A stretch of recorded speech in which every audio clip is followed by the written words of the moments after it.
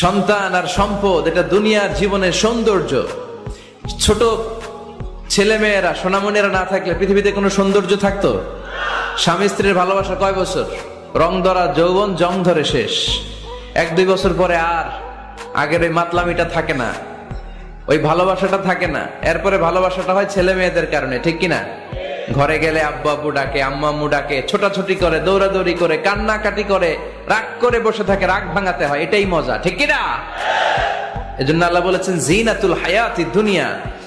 ছেলে মেয়েরা, সন্তান সন্ততি হচ্ছে দুনিয়ার জীবনের সম্পদ, দুনিয়ার জীবনের সৌন্দর্য। এক আয়াতে বললেন জিনা, আবার আরেক আয়াতে বললেন ফিতনা। ইন্নামা আমওয়ালুকুম ওয়া আওলাদুকুম ফিতনা। তোমাদের সম্পদ, তোমাদের ছেলে মেয়েগুলো যেমনি সৌন্দর্য, আবার অন দা আদার হ্যান্ড তারা তোমাদের জন্য ফিতনা। কারণ এই সন্তানের মুখে খাবার তুলে দেওয়ার জন্য অনেক বাবা হারাম পন্থায় উপার্জন করে, এরকম আছে না নাই? তাহলে ওই সন্তান শুধু জিনা না, ওই সন্তান ফিতনা। এই সন্তানের কারণে বাবা দুনিয়ায় ফিতনায় পড়ে গিয়েছে, ফিতনায় জড়িয়েছে।